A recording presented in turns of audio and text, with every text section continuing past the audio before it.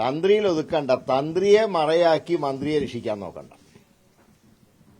തന്ത്രി എന്ത് ചെയ്തു എന്നുള്ളതിനെ കുറിച്ച് ഞങ്ങൾക്ക് അഭിപ്രായം പറയാൻ കഴിയില്ല. കാരണം ഇത് അന്വേഷിക്കുന്ന ഉദ്യോഗസ്ഥന്മാർക്കാണ് അതിന്റെ കാര്യങ്ങൾ ബോധിപ്പിക്കേണ്ടത്. അത് കോടതിയിൽ പറയേണ്ട കാര്യമാണ്. പക്ഷേ ഈ ദേവസ്വം ബോർഡ് ഭരണകർത്താക്കൾ മാത്രം വിചാരിച്ചാൽ ഇങ്ങനെ സ്വർണം കടത്തി കൊണ്ടുപോകാൻ കഴിയുമൊന്നുമില്ല. ഇത് മന്ത്രിമാർ അറിഞ്ഞില്ലെങ്കിൽ പിന്നെ ഇവരെന്തിനാ മന്ത്രിമാരായിരിക്കുന്നത്? അതായത് സ്വന്തം വകുപ്പിന്റെ കീഴിൽ ഒരു കൊള്ള നടക്കുമ്പോൾ അത് കണ്ടുപിടിക്കാൻ മന്ത്രിമാർക്ക് കഴിഞ്ഞില്ല എന്ന് പറഞ്ഞാൽ ആരാ വിശ്വസിക്കുക? പ്രത്യേകിച്ച് മാർക്സിസ്റ്റ് പാർട്ടി പോലത്തെ സംവിധാനത്തിൽ. ഇത് അറസ്റ്റ് ചെയ്തവരെല്ലാം ഒരു പാർട്ടിക്കാരല്ലേ?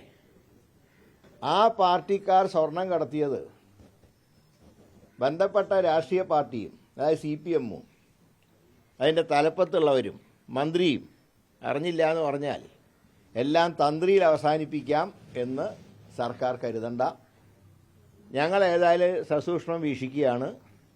മന്ത്രിമാരെ രക്ഷിക്കാനുള്ള ഏതെങ്കിലും ശ്രമം നടന്നാൽ അതിനെ ഞങ്ങൾ അംഗീകരിക്കില്ല എന്ന് മാത്രമല്ല, ഇപ്പോൾ 20-ാം തീയതി നിയമസഭ കൂടുന്ന ദിവസം നിയമസഭ മാർച്ചുണ്ട് കോൺഗ്രസിന്റെ നേതൃത്വത്തിൽ. കാര്യങ്ങൾ വീക്ഷിച്ച് വേണ്ടി വന്നാൽ അതിശക്തമായിട്ടുള്ള സമരം കോൺഗ്രസിന്റെയും UDF-ന്റെയും ഭാഗത്തുണ്ടാവും. പറയേണ്ട കാര്യമാണ്. ആ കാര്യങ്ങൾ കോടതി തീരുമാനിക്കട്ടെ. പക്ഷേ ഇതുകൊണ്ട് മാത്രം പ്രശ്നം അവസാനിച്ചു എന്ന് കരുതണ്ട. ബിഹൈൻഡ് ദ കർട്ടൻ ഇനിയുണ്ട്. അതും കൂടെ പുറത്തു വരണം. അതിന് ചില മാധ്യമ വാർത്തകൾ തന്നെ പറയുന്നത് സർക്കാരിന് അനുകൂലമുള്ള ചില ഉദ്യോഗസ്ഥന്മാരും SIT-യിൽ നുഴഞ്ഞു കയറി എന്ന് പറയുന്നുണ്ട്. അതെങ്ങനെ കയറി എന്നുള്ളതും കണ്ടുപിടിക്കേണ്ട കാര്യമാണ്. കോടതി പറഞ്ഞില്ലായിരുന്നെങ്കിൽ അല്ല, ഹൈക്കോടതി പറഞ്ഞ എന്താ, ഇഴഞ്ഞു നീങ്ങുന്നു എന്ന് പറഞ്ഞപ്പോഴല്ലേ പിന്നെയും ഉണർന്നത്.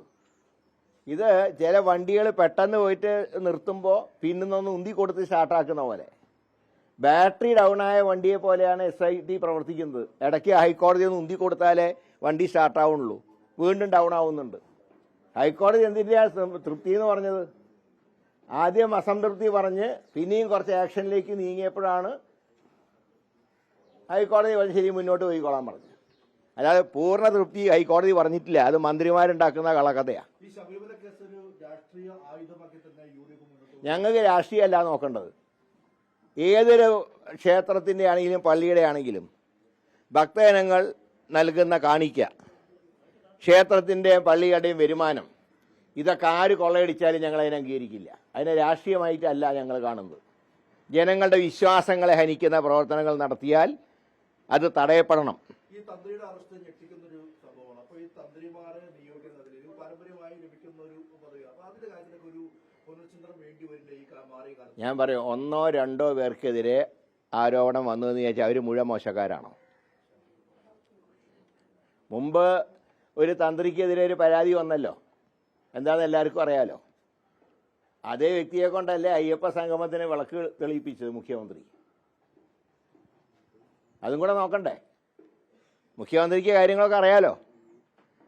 ഒരു തന്ത്രിക്കെതിരെ ആക്ഷേപം വന്നപ്പോൾ അദ്ദേഹത്തിനെ താന്ത്രിക പ്രവൃത്തിയിൽ നിന്ന് മാറ്റി നിർത്തപ്പെട്ട ഒരു വ്യക്തി, അദ്ദേഹത്തിനെ കൊണ്ടല്ലേ അയ്യപ്പ സംഗമത്തിന് വിളക്ക് കത്തിച്ച്. അപ്പം എന്താ തന്ത്രി നല്ല ആളായോ?